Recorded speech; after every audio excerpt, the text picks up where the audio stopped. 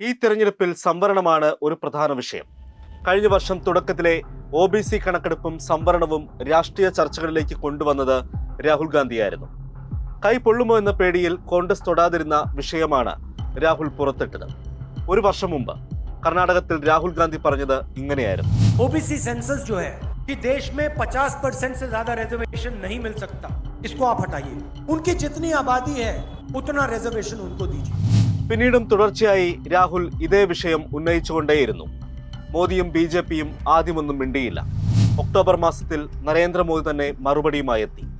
ഈ തെരഞ്ഞെടുപ്പിൽ രാജസ്ഥാനിലെ ബൻസ്വാരയിൽ പറഞ്ഞതിന് ഏതാണ്ട് സമാനമായ പ്രസംഗം മൻമോഹൻ സിംഗിനെയൊക്കെ പരാമർശിച്ചു. ये कांग्रेस के नेता कहते हैं जितनी आबादी उतना हक.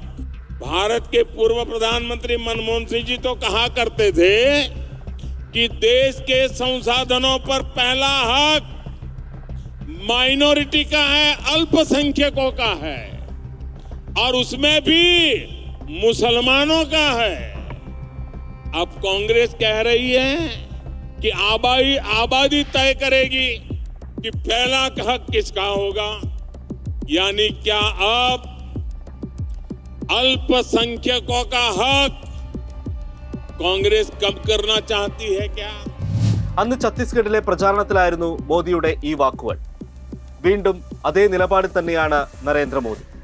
രാജസ്ഥാനിലെ ബൻസ്വാരയിൽ നടത്തിയ വിദ്വേഷ പ്രസംഗം ഓർമ്മയില്ലേ? സംവരണമായിരുന്നു പ്രകോപനം. और पहले जब उनकी सरकार थी उन्होंने कहा था कि देश की संपत्ति पर पहला अधिकार मुसलमानों का है. इसका मतलब ये संपत्ति इकट्ठी करके किसको बांटेंगे? जिनके ज्यादा बच्चे हैं उनको बांटेंगे, घुसपैठियों को बांटेंगे. क्या आपकी मेहनत की कमाई का पैसा घुसपैठियों को दिया जाएगा? आपको मंजूर है ये? 30 വർഷം മുമ്പ് ഇന്ത്യൻ രാഷ്ട്രീയത്തെ ഇളക്കിമറിച്ച രണ്ട് വിഷയങ്ങൾ, രാമക്ഷേത്രവും പിന്നാക്ക സംവരണം. അക്കാലത്തിനു ശേഷം വീണ്ടും ഇത് സജീവമായത് ഇപ്പോഴാണ്. പണി കഴിഞ്ഞ് പ്രതിഷ്ഠ നടത്തിയ രാമക്ഷേത്രം ഇനി പറഞ്ഞാൽ അത്ര ഏശാൻ സാധ്യതയില്ല. മണ്ഡൽ ഹൃദയഭൂമികളിലേക്ക് വോട്ടെടുപ്പ് എത്തിയപ്പോൾ രാഹുൽ ഗാന്ധിയും കോൺഗ്രസും ഉയർത്തിയ സംവരണ വിഷയം മോദിയും BJPയും അങ്ങേറ്റെടുത്തു. അവർ വെറുതെ അങ്ങ് പറഞ്ഞു പോവുകയല്ല, മുസ്ലിം വിരുദ്ധത ചേർത്ത് വിദ്വേഷം പ്രചരിപ്പിക്കുകയാണ്. BJP ഇത് ഏറ്റെടുത്തതിന് പിന്നിൽ കാരണങ്ങളുണ്ട്. സംവരണം സജീവ വിഷയമാക്കി നിർത്തുന്നതിന് കോൺഗ്രസിലും 1980 മണ്ഡൽ കമ്മീഷൻ റിപ്പോർട്ട് സമർപ്പിച്ചെങ്കിലും അധികാരത്തിലുണ്ടായിരുന്ന കോൺഗ്രസ് സർക്കാർ നടപ്പാക്കിയില്ല. മാത്രമല്ല, VP സിംഗ് സർക്കാർ 27% പിന്നോക്ക സംവരണം നടപ്പാക്കുമ്പോൾ BJPയെ പോലെ അതിനെ എതിർക്കുകയും ചെയ്തു. സംവരണ വിരുദ്ധ പ്രക്ഷോഭങ്ങൾക്ക് ഊർജം പകർന്നു. മുന്നോക്ക വിഭാഗങ്ങളുടെ പിന്തുണ നഷ്ടമാകാതിരിക്കുക എന്നതായിരുന്നു ലക്ഷ്യം. എന്നാൽ മണ്ഡലിനെ മറികടക്കാൻ രാമക്ഷേത്ര പ്രക്ഷോഭത്തിലൂടെ BJP കളം നിറഞ്ഞു. മുന്നോക്ക പിന്നോക്ക വിഭാഗത്തിന്റെ പിന്തുണ ഒരേ സമയം BJP നേടിക്കൊണ്ടിരുന്നു. പോകെ പോകെ കോൺഗ്രസിനത് നഷ്ടമാകുകയും ചെയ്തു. മോദി പ്രധാനമന്ത്രിയായ ശേഷം BJPയിലേക്ക് OBC വിഭാഗത്തിന്റെ കുത്തൊഴുക്കായി. ഒരു കണക്ക് പറയാം. 2009 23% OBC വിഭാഗമാണ് BJPയെ പിന്തുണച്ചതെങ്കിൽ മോദിയുടെ വരവോടെ 2014 അത് 44%. ഈ സാഹചര്യം തിരിച്ചറിയാൻ കോൺഗ്രസ് വൈകിയെങ്കിലും രാഹുൽ ഗാന്ധി വിഷയം എടുത്തിട്ടതോടെ BJP പ്രതിരോധത്തിലായി. ബീഹാറിൽ നിതീഷ് കുമാർ സർക്കാർ നടത്തിയ ജാതി കണക്കെടുപ്പിൽ 63% OBC വിഭാഗമുണ്ടെന്നായിരുന്നു കണ്ടെത്തൽ.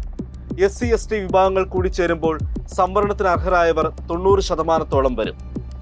സംവരണത്തിൽ രാഹുൽ പറയുന്ന രണ്ട് പ്രധാന കാര്യങ്ങൾ ഇവയാണ്. ഒന്ന്, ജാതി സെൻസസ് നടത്തി ജനസംഖ്യയ്ക്കനുസരിച്ച് അവകാശം. 2, സംവരണ പരിധിയായി നിശ്ചയിച്ച 50% എടുത്തുകളയുക. ഇത് UP, ബീഹാർ, രാജസ്ഥാൻ, മധ്യപ്രദേശ് പോലുള്ള സംസ്ഥാനങ്ങളിലെ മണ്ഡൽ ഹൃദയഭൂമികളിൽ രാഹുൽ തുടർച്ചയായി പറഞ്ഞു. OBC വിഭാഗത്തിന്റെ ശക്തമായ പിന്തുണയുള്ള ബീഹാറിലെ RJDയും UPയിലെ SPയും ഈ പ്രചാരണം ഏറ്റെടുത്തു. മഹാരാഷ്ട്രയിൽ മറാത്ത്വാദ വിഭാഗവും സംവരണം ആവശ്യപ്പെട്ട് BJPക്ക് തലവേദനയായി. പോളിംഗ് ശതമാനം കൂടി കുറഞ്ഞപ്പോൾ BJP രാമനെ വിട്ട് സംവരണത്തിലേക്ക് കടന്നു. വർഗീയ കാർഡിറക്കി മുസ്ലിം എന്ന് പറഞ്ഞ് പിന്നോക്ക വിഭാഗത്തിനിടയിൽ ഭിന്നിപ്പുണ്ടാക്കൂ എന്ന കുതന്ത്രം. അങ്ങനെ സംവരണം ഈ തെരഞ്ഞെടുപ്പിന്റെ കാതലായ വിഷയമായി. പറയുന്നത് സംവരണമാണ്, പക്ഷേ മതത്തിന്റെ പേര് പറഞ്ഞുള്ള ഭിന്നിപ്പിക്കലാണെന്ന് മാത്രം. അപ്പോഴും ജാതി കണക്കെടുപ്പ് നടത്തുമോ എന്ന കാര്യം മോദിയും BJPയും മിണ്ടില്ല.